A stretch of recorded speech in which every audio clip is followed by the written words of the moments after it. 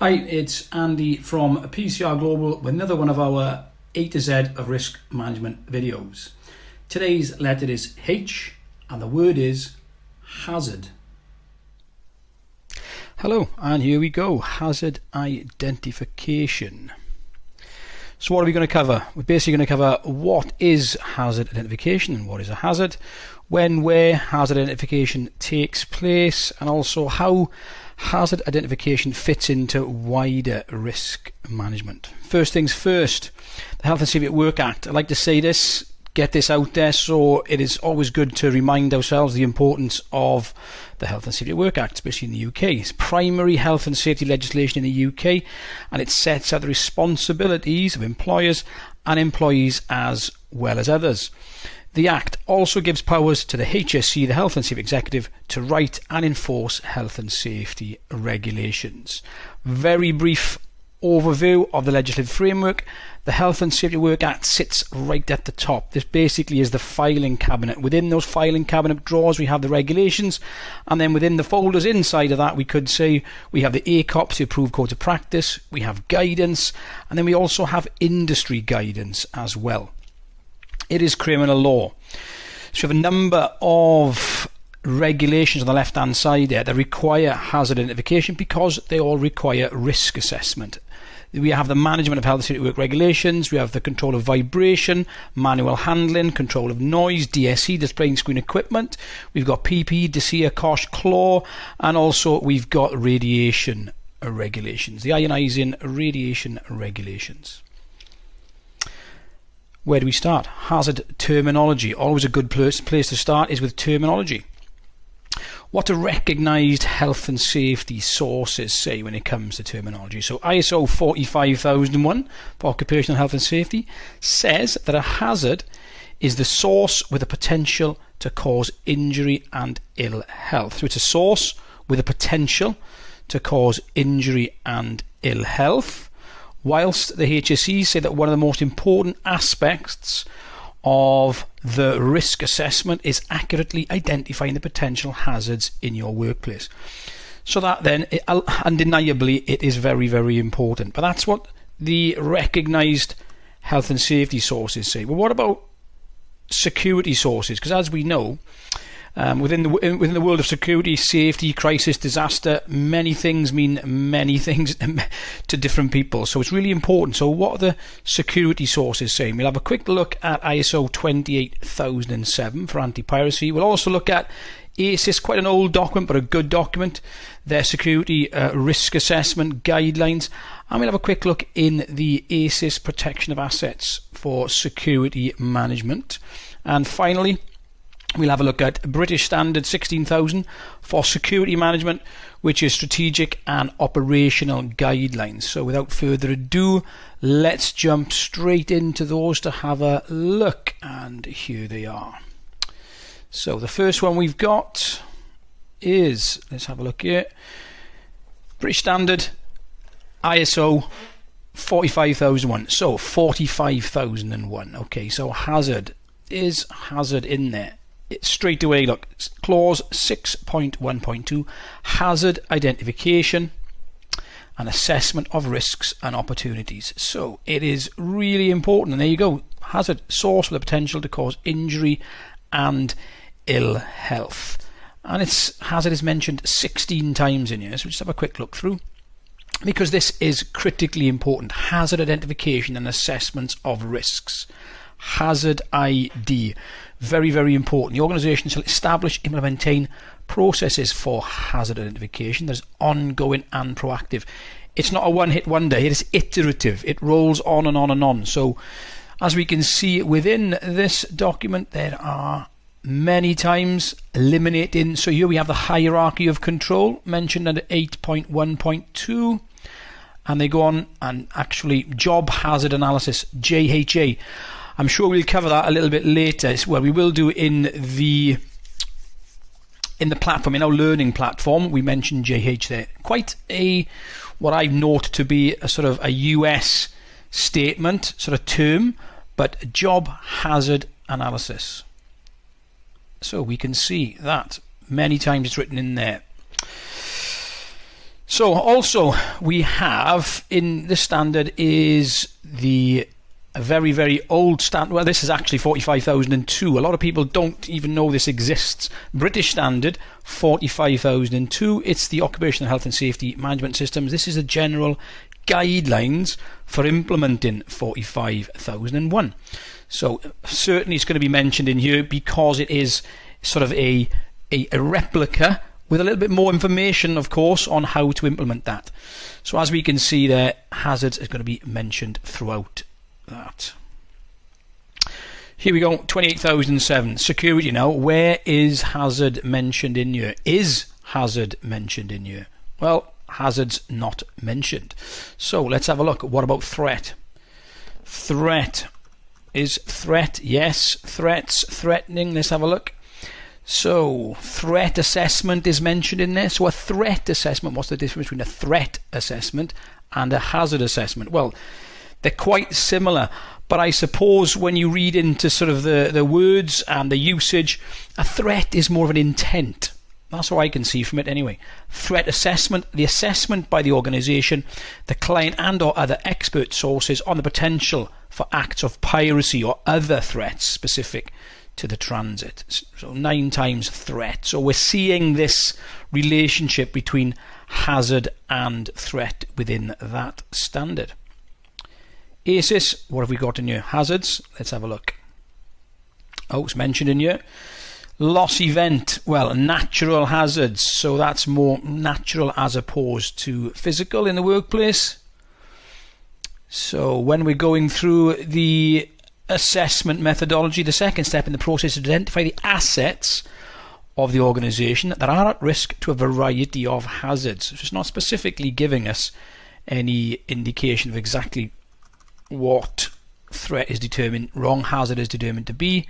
So threat, we just mentioned, threat is in here on a number of times. Threat is now in here, so we can see the similar use: risk assessment, vulnerability, threat assessment, security survey.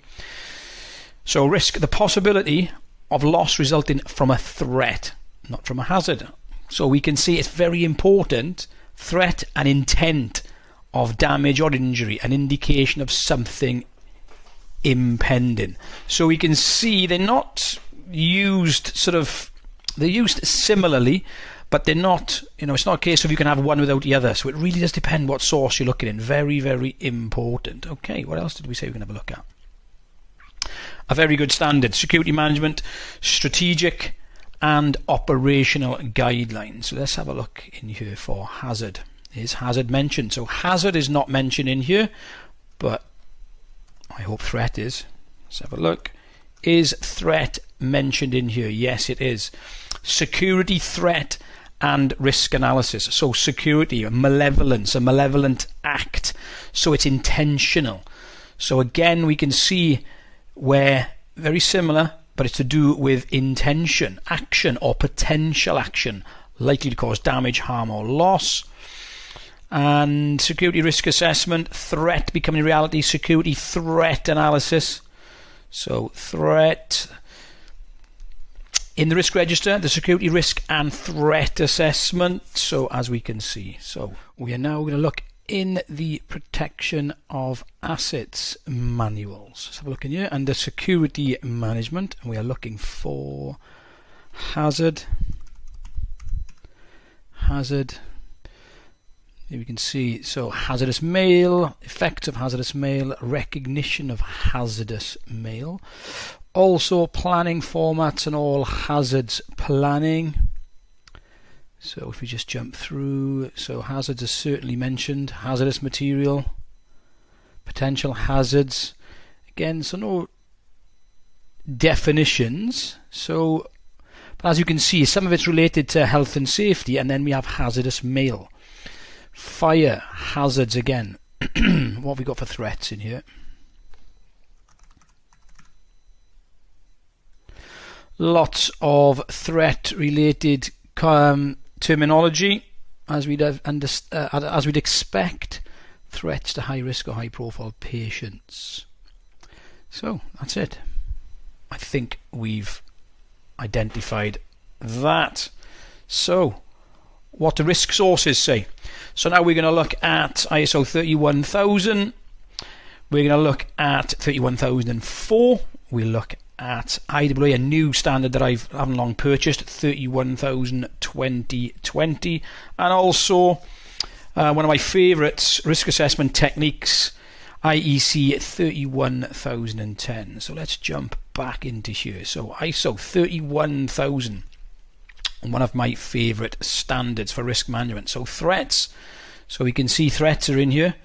Risk, the effect of uncertainty on objectives. An effect is a deviation from the expected. It can be positive, negative, both, and can address, create, or result in opportunities and threats. So threats definitely mentioned in here. Threats and opportunities. There we go again. Not that many times. 3 times. Well, twice, sorry. What about hazards? Is hazard going to be mentioned in here? And no, it's not. So again, we must be clear with our terminology and what it means. Hazard, is it in this one? It is. So risk, again, the effect of uncertainty on objectives regardless of the domain or circumstances, therefore an event or a hazard or any other risk source. So again, they're linking them. Hazards is mentioned not that many times. Hazardous materials. We don't really say threat materials, so hazardous materials. But what about threat? Is threat written in here? Let's have a look. Threat. Once. So all of these risk documents, it's important that we understand the terminology meant by them. Again, we have opportunities and threats. Only twice threats been mentioned in here. Is hazard mentioned in here? Let's have a look. Hazard. Hazardous. Occupational health and safety risks are mainly risks to the health and safety of workers arising from the possibility that a work-related hazardous event. So we can see hazard being more that, I'm not going to say benign because that's the wrong word, but it's certainly not that intent. And then finally we have one of my favourites. That's an interesting diagram within this standard. So here, I'm just showing you that because I can. So as we can see, we have the risk management process from ISO 31000 mentioned in 31010 techniques. Really good document, just keep it up there so you can have a look at it if you want to pause. But let's see what we started off doing. So we weren't looking at why, we were looking at hazards. So is hazards in here? Hazards. HAZOP, hazard and operability studies. So this is a checklist, as you can see here. It's a framework. It gives you the 41 tools and techniques for risk management. Very good, actually. It then breaks them down on how applicable they are with regard to risk identification, risk analysis and risk evaluation. So I know later on we're going to have we might discuss a couple of methods. Ishikawa, we will cover Ishikawa. So for the record, we can see that Ishikawa is strongly applicable to risk identification. Is that hazard identification? Risk and hazard identification. It's the same. It's going to have the same sort of meaning within these documents. Very, very important that we ensure we know what we're talking about. So the one I didn't mention on the slide, but ISO Guide 73. Now this has risk management vocabulary. Quite an old document, 2009, but is hazard mentioned in here? Hazard. Source of potential harm. Hazard can be a risk source. You can see how they're entwined. So just very important to ensure that we understand the terminology. And I should imagine threat would be mentioned in here. Managing threats. It's only once. So important. It's important to understand. Very important to understand what the risk sources say, what the security sources say, and what the health and safety sources say. Okay, moving on. So what can we note from that? A single accepted definition of hazard does not exist.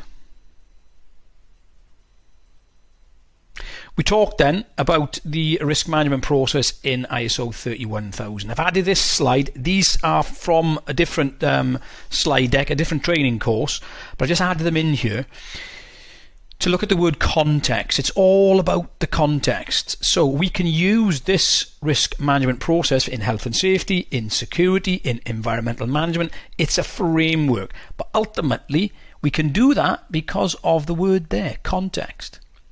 Context. We've got to work out the scope, the context, and the criteria. Very, very important. So we can lean on that framework in any discipline.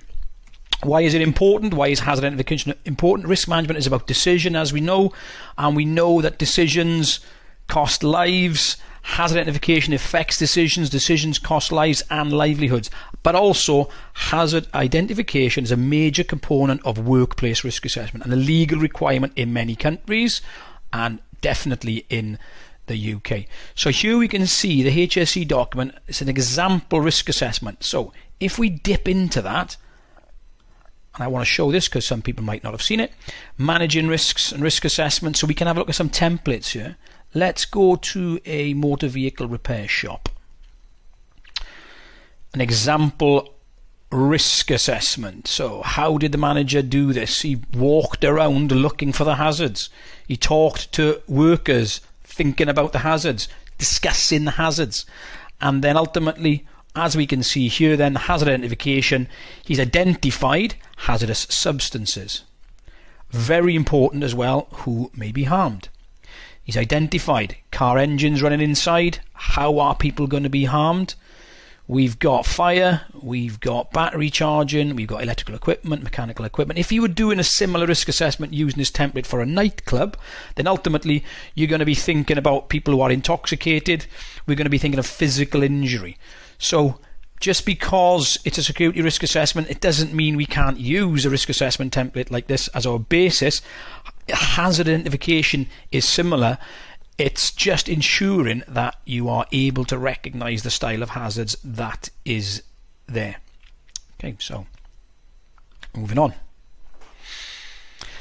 Hazard identification leads into risk assessment, which leads into determining the controls that we need, and also then leads back into hazard identification. So as we can see, it's cyclical. It is actually iterative. It goes on and on and on because risk changes.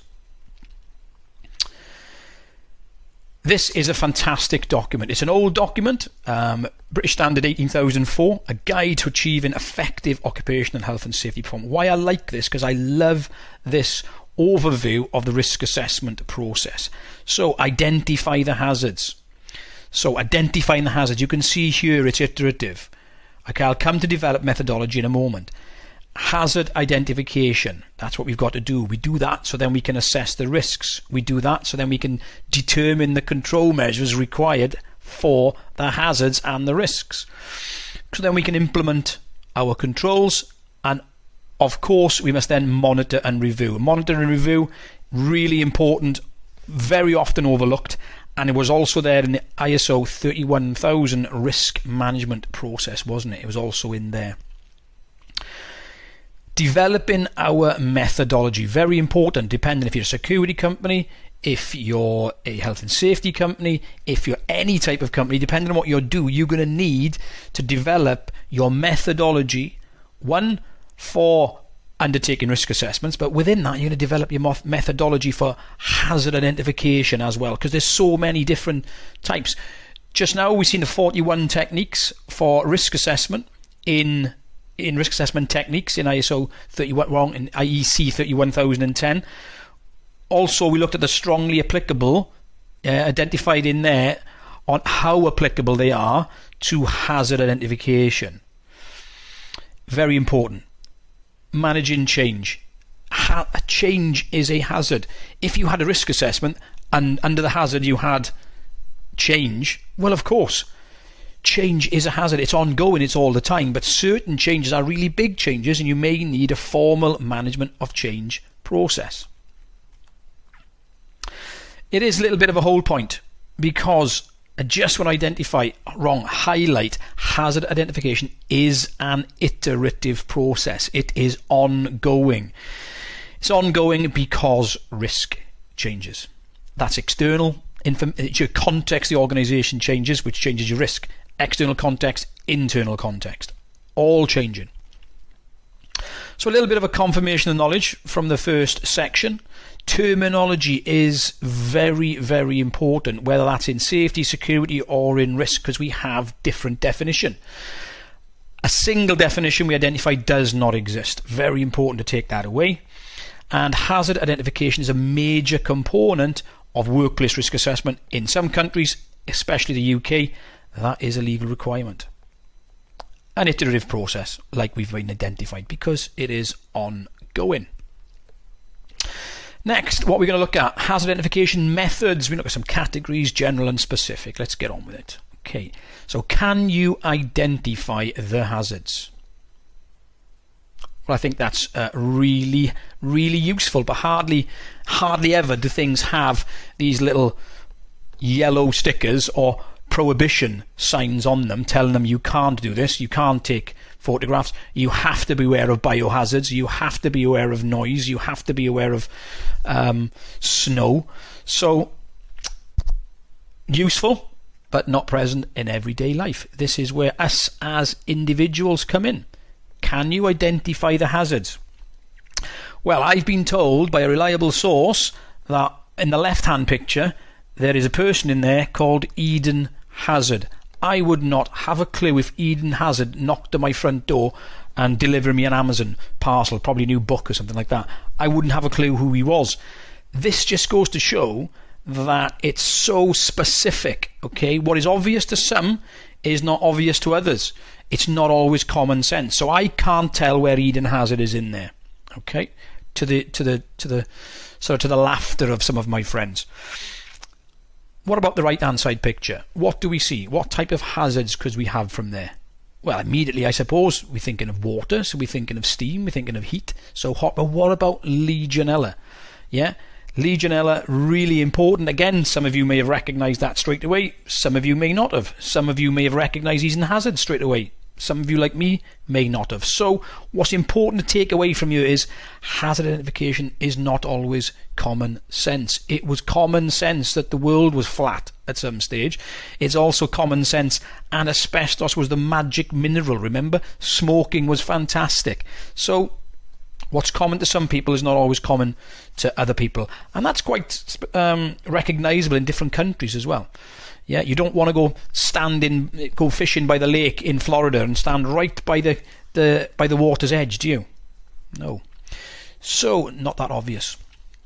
Can you identify the hazards?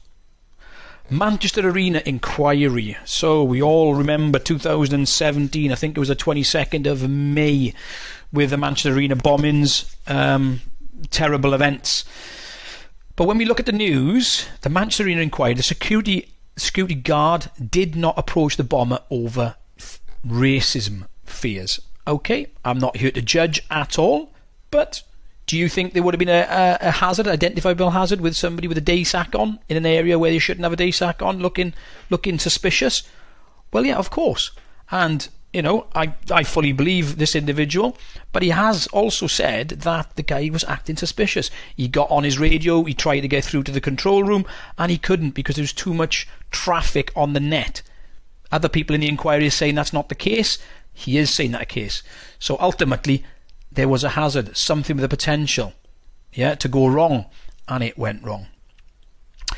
Another article from the same inquiry, risk assessment was box ticking. So when you read this, they say that they did assess the risk, but it wasn't written down. So hazard identification, if it's terrorism, you're going to want that written down, you're going to want that delved into. But now it's past tense now, isn't it? So could you have identified the hazards at the time? Can you identify the hazards now? A really important hold point because of a phenomena called hindsight bias, or the knew it all along phenomena. Past events are perceived to be more predictable than they really were at the time. Very important. It's always simple to say, well, I wouldn't do it that way, I would have done it this way.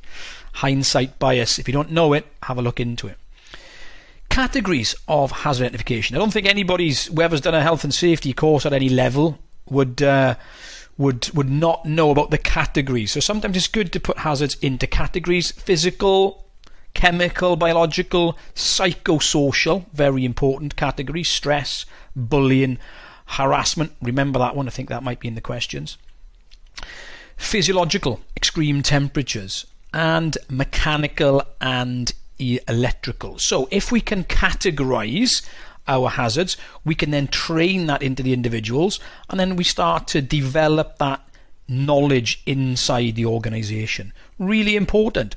So organizations can categorize hazards to improve awareness and consistency in identification and assessments. So categories. You can add to those categories, of course you can. Ergonomic, some people have different taxonomies for it, whether it's NEBOSH, IOSH, NCRQ, master's level, whatever it is, but it's all about categories. What about a risk management frameworks then? We're talking hazard, health and safety, but risk in general. This is the risk management framework from the IOSH Corporate Risk Essentials. When we look at the framework, here we have risk governance, risk identification and assessment. Are we saying risk identification, or are we saying hazard identification? Well, what I would be saying is hazards. If we're thinking of hazards in terms of health and safety, then that's going to be one spoke. It's going to be one component part of that risk identification, because there's going to be different types of risks. There's going to be financial risks. There's going to be program planning risks. There's going to be governance. There's a governance risk, of course. So risks, reputational risks, IT risks, there's so many of them, but they're certainly not all health and safety risks, which is generally, as we can see, health and safety is more like hazards as opposed to threats. So important there to note that identifying hazards forms part of recognised risk management frameworks as well. They're not mutually exclusive, I should say. So what are some hazard identification methods? So some general methods: a legal or compliance register. More so for organisations who have ISO, but you'll have a compliance register with your compliance obligations, legal and other requirements. We could look in there for hazards, because the hazards are going to be determined by the actual legislation. So if we're talking about COSH, that's going to be in there. The control of substances hazardous to health, working at height regulations, so on and so forth. So there may be a register that we can check. We could do our walkarounds, of course. Walk around the organisation, talk to the individuals, talk to people who are undertaking the task, or we can make a more specific task analysis or job hazard analysis, JHA, as it's more commonly known as in the States. But basically we're watching the task and we are noting down when we see hazards. Do that with the involvement of the staff. We can look at the history, can't we? The facts of history, as I like to call it. Previous accidents, we can look through the accident book. Let's remember, not everything gets put in the accident book, so it's important not to think that just because it's in there, it is a hazard. So, or if there's nothing in there, there aren't any hazards. But it is a good place to have a look, and it's certainly got to be on our radar. Near-miss reports, again, the same as accidents. They don't always get reported. So it could be definitely a thing is to speak to the team, speak to the guys who undertake the tasks. They will tell you exactly as it is, hopefully. Checklists. So hazard identification, we could write the checklist out, couldn't we? We could write a checklist out on what hazards we're expecting to see, and then we can go into the area and we can marry that up. The problem sometimes with checklists is that the people undertaking the checklists don't have the capability, don't have the competence to identify those hazards that are outside of the checklist. So ensure the person writing the checklist knows what they're doing. Ensure the person using the checklist to identify the hazards, they also know what they're doing. It all again builds into that competence. It is a hazard if you fail to do that. Manufacturer's instructions and guidance. Always surprises me how many health and safety managers, supervisors, officers that I work with don't utilise manufacturer's instructions and guidance. Straight away at the start of your risk assessment, pick that up. In it is going to be a diagram. It's going to talk to you. They have to put in there the sort of the safety mechanisms. They have to put in there the hazards and the risks. So make sure you read through that. Especially if you think about COSH. Well, Kosh has just come up. There we go, Kosh. The safety data sheets that come with that, number 1 to 16. I think 4 is for first aid, maybe 5 is for fire, something like that. But ultimately, get hold of them. They will fast track our hazard identification. Consultation, I've already mentioned it. Then we have the more formal failure tracing methods. Yeah, causal analysis, which we're going to have a little bit, a look at a little bit more deeper. Organisations should document their hazard identification techniques. Definitely document them, talk about them, have them in your health and safety policy, have them in your security policy. It's a good idea to document them.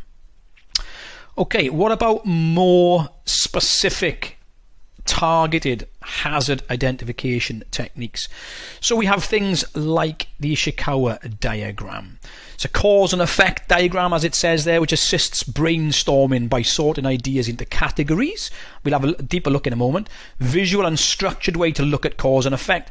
Possible contributing causes are listed on the smaller bones under various cause categories. We'll have a look in a minute. Categories again. Directs the investigation team to look at categories and subcategories to think of alternative causes.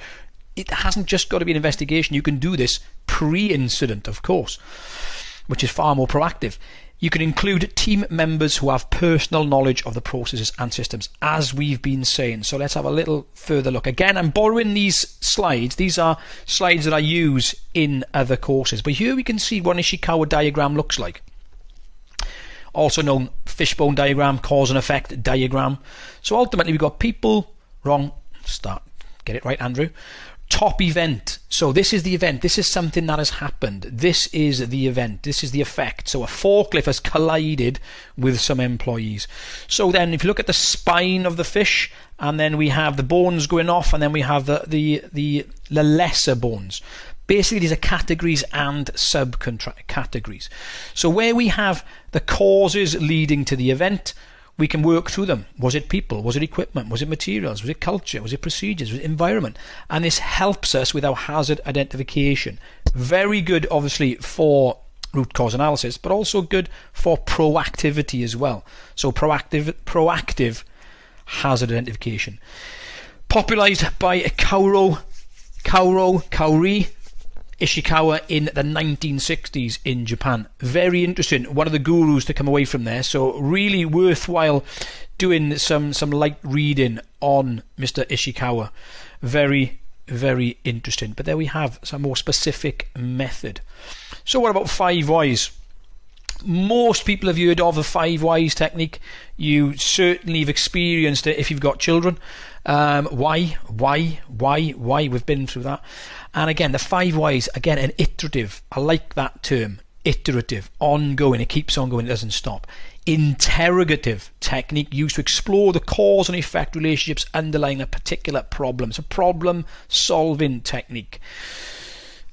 Ultimately, lots of people will tell us that these 5 whys, these root cause analysis, they're only as good as the person undertaking them. Of course they are. A lot of them, especially like this one, they work linear in fashion as well. Multi-causality, you lose that by doing it this way. It's more of a domino effect, but think of dominoes, they can come from all angles. Okay, so multi-causality is really important. But I'm showing you this because we can do hazard identification by doing 5 whys, pre or post incident. Each answer forms the base of the next question. The 5 derives from anecdotal observation, the number of iterations needed to identify the root cause. Here we can see it in a different way. John slips on a patch of oil. Why? And we can go on and we can go further into this, of course. Realistically, what is it doing? It's getting that conversation. It's giving us a focal point on which we can focus. You are going to recognise other things could have happened. You are going to jot them down. John breaks his ankle in the workshop. John is in it. Why? John's in the workshop. Why is he in the workshop? Because he was there. There you go. Slips on a patch of oil. Why? Because oil was on the floor. Why? His boots didn't stop him slipping. So we work down until we come to the very end. Confirmation of knowledge, second part. Let's have a look. Hazard identification, it is not common sense. It's often beneficial to identify and implement categories into workplace practices. hazard identification forms part of recognised risk management frameworks as well. Just because the terminology risk is in there, it does not mean that hazard identification isn't part of that. And there are many hazard identification techniques, as we've seen, and we should always beware of hindsight bias. The knew it was going to happen all along phenomena. Situational awareness related to hazard identification. We can look at some personal perception, organisational failures, Jeff Cooper, hazard identification, risk appetite, PME, a couple of good ones within here. Hazard identification is linked to personal capability. Well, of course, if you can't identify the hazards, you won't know they're there. So I call this sort of situational risk management. Again, I've borrowed a slide from another slide deck. Let's have a look at this slide. Situation feeds the risk assessment, but before the thought process and before our decision, we have that hazard identification. So we have the situation that we're in, the person, whatever person they are, thinking about them, they've got their history, the top-down, bottom-up processes when we get a little bit deeper into perception. We've got, obviously, thinking of hazard identification. Are we going to recognise them? We have the visual attention. Think of visual attention. And when I'm looking around the room, I know what's in my room here. If I had to stop and stare at it and work it out every time, I would get information overload. So my attention is only pulled to things that may stand out. If you focus and you're looking for those certain things, you may find them. If you don't know what you're looking for, you ain't going to find them. So situational risk management, I do like that slide. Hazard identification capability is very much linked to personal capability. It's also linked to our human makeup. If we look here, we have this is Roger. This depiction here is from Roger Shepard, and I think it's called a Terra Subterra, something like that. And on the internet, you can see these. It's a number of tools that we can use. When I use this slide normally to warn of perception, I give the guys 5 seconds to answer. Which is the biggest? Which picture of the monster is the biggest? One on the left or on the right? What do we think? Well, actually, they are the same. They're the same because an optical illusion, given the way that the ceiling is, they are definitely the same. So it's important to remember that hazard identification is very much linked to our own perception as well. And that's not just us in terms of how we perceive things through our own sort of history and knowledge, but it's also to do with the environment as well. Personal capability, organisational failures. Now, this is an important one for me. How well hazards are controlled in organisations is very much also linked to leadership. Another slide from another course. This actual picture here is from James Reasons' book Organisational Accidents. Actually, from the Revisiting Organisational Accident book I've got it. But let's have a look at this. So we have an accident, we have an incident of a loss, so something's happened. If we follow right the way back up into the organisation, why did this happen? Well, were the processes good? Was the leadership good? Culture, management decisions, they feed into the workplace, into the job, which feeds into the individuals, which can feed into human error. So if leadership and processes aren't putting in place hazard identification techniques and training people on them, well, ultimately that's going to lead into error-producing conditions or violation-producing conditions, and it can end up in an incident. Another slide from another course, but useful for hazard identification. I'm going to introduce you, if you don't already know him, to Mr. Jeff Cooper. So, Colonel Jeff Cooper, who was a United States Marine, the creator, apparently, of the modern technique of handgun shooting, an expert on the use and history of small arms. Why on earth is he in here? Because Jeff Cooper, he came up with a threat assessment, threat awareness, colour-coded system, which we look at next. Gets used quite regularly on close protection / bodyguard courses to talk through threat awareness and personal situation awareness. I love his quotes. Your mindset is your primary weapon. Absolutely. If you don't feel great, get out of bed in the morning, get back into bed, and then get back up. When your feet hit the floor, be focused, go forward. A smart man only believes half of what he hears. A wise man knows which half. Well, hopefully I'll get there one day. But ultimately, let's move on. So, these are the exact slides that I use. So, this is that threat awareness, preparedness scale. Color coded. If you're in white, then you have no situational awareness and you're a potential victim. Remember, this is quite security orientated for the use of handguns. Okay, but ultimately that could be you walking on the street with your headphones in. It could be somebody out jogging in the dark on a country path with headphones in. You are blind to what is going on. The colour-coded condition, according to Jeff Cooper, you are in is white. If you are in yellow, then you are scanning. You have some situational awareness with you. You might take your earphones out because you think, hang on, this is a bit creepy. Or in the health and safety world, if you're wandering through the engineering department, not looking where you're going, then ultimately you could walk into something. So you should not be in white. You should be at least be in yellow, because if you're in yellow, when you sense something isn't right, then ultimately you can respond, which leads us into red. You verified the threat and you can respond. In Jeff Cooper's terms, that is using your handgun. So situational awareness saves lives. If you see it, say it. I like those slides, and I think it is definitely applicable to hazard identification. So here's an important one. We're going to look at hazard identification versus risk appetite. So terminology in health and safety, security and risk highlights differences in definitions. Single definition doesn't exist. Hazard identification is a major component. Hazard identification is an iterative process. Very important. So situational awareness. We're talking about risk appetite. Let's have a look here. Reputational risk. Are employees being prosecuted? So you can see David Mulholland from Preston. You can see him getting fined because obviously his hazard identification, well, I'm pretty certain he would have recognised that a 27 metre fall is a particular hazard. But ultimately the interesting part about this case is boss, his company, the company was not fined. He was prosecuted because the company had everything else in place. So very interesting conversation for the behaviouralists there. Yes, we are a product of our environment, but what if your environment is perfect? You're just a product of the way you want to act. Again, a play on words, I'm sure, but ultimately, as you can see there, he's chosen that path. The HSE investigated it. He didn't have to choose it.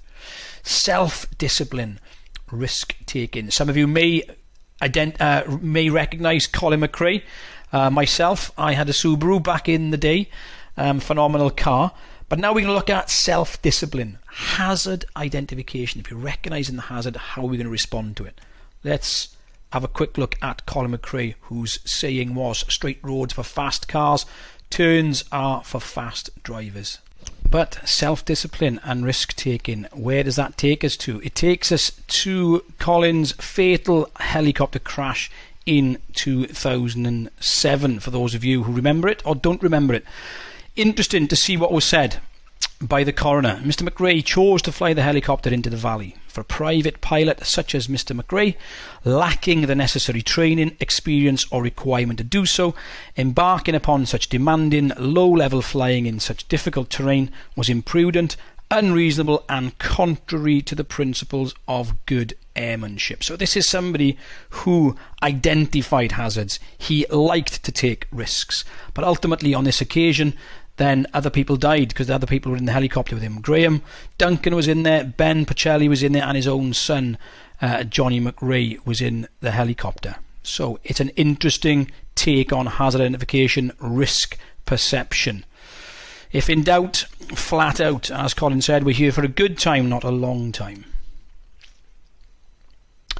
The grab bag mentality, PME, hazard identification, people, equipment, materials and environment. So I like to use the grab bag mentality. If you have it in your head, then you can use it in those situations. So people, how does this work? Hazard identification with people. Well, we've got to think about who we've got, think about the competences, think potentially about the age, think about physical condition. Lots of things to think about. We've got to think about people. Equipment, what types of equipment? Is it saws? Is it guns? Is it fishing nets? Is it tractors? Whatever it is, there are going to be hazards with that equipment that you're going to need to take forward to risk assessment. The same for materials, building materials we use in there, but ultimately the environment as well. On the right we have ISIS, on the left we have Nigerian pirates. If you've got a grab bag mentality in your head and you can think of people, equipment, materials, environment, link that into hazard identification, take that forward into risk assessment, then you are potentially going to be on your way to determining the best controls. PME is a good way. Confirmation of knowledge. Perception impacts hazard identification. Leadership impacts hazard identification. Personal risk appetite, we've seen that, because what's a hazard for some is a thrill for others. And we can use models. We looked at the models, we looked at the 5 whys, we looked at the Ishikawa fishbone diagram, and we can use the grab bag mentality to improve situational awareness. Nearly finished. Some critical points. So, identify persons or groups at risk for hazard identification, involve employees in the process for hazard identification, and also know our limitations. So, first and foremost, identifying persons or groups at risk. Hazard identification. I think this is absolutely critical. So, what do we need to consider? The competence of people, physical ability, as we said, pregnancy, or are you at childbearing age? Childbearing age, you do not want to be in certain environments. Are you new in country? What do I mean by that? If you're operating in Afghanistan, Somalia, Iraq, or somewhere like that, and ultimately you're new there, then you need to be told about the hazards and the risks. Non-routine situations, that could be maintenance, that could be driving a certain route, but ultimately hazards are going to be there with non-routine situations, so you need to assess them. Language barriers, yeah, for definite, of course. Ultimately, if all your signage is in one language and then the employees speak a different language, that is a difficulty, that is a hazard. Long-term hazards to health, noise, vibration, lead, and it's a hazard, being back in work after absence, etc. So we need to be looking at bringing people back into work, back to work interviews, getting everybody back up and running. But what else? What else is critical when we're identifying hazards for persons or groups at risk? Well, pre-existing conditions. Again, I love this. I'm so happy that I know this. I'm so happy that it's in my head.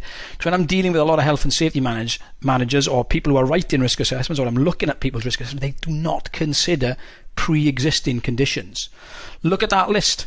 Look at that list. Do you recognise it? Carpal tunnel syndrome, cramp of the hand or forearm, occupational dermatitis, hand-arm vibration, occupational asthma, tendinitis, or tenosynovitis. Can never say it. Do you recognise that list? If you're a health and safety practitioner, you should, because the list comes from RIDO. It is Regulation 8. Always good to have that right at the front of your mind in your grab bag.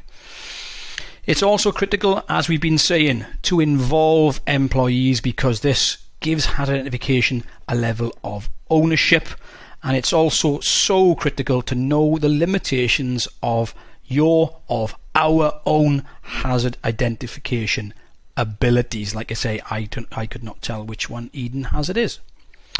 So that's it. What did we cover? Hazard terminology. We looked a little bit across cross-decking from safety, security and risk. Context, 31,000. Whatever environment we're in, make sure we work out that terminology. Make sure we're on the same page as everybody else. We looked at some categories: physical, chemical, biological. We looked at some general and specific methods. Perception we looked at Jeff Cooper, we looked at risk appetite, and we looked at Colin McRae, and we discussed PME. Then finally we looked at some critical points: persons and groups at risk, and then the involvement and knowing our limits. So that is it. A long one, but an important one. H is for hazards. So that's it. It really is that simple. The knowledge we have and the decisions we make really can help keep people safe. Today's letter was H, and the word was hazard.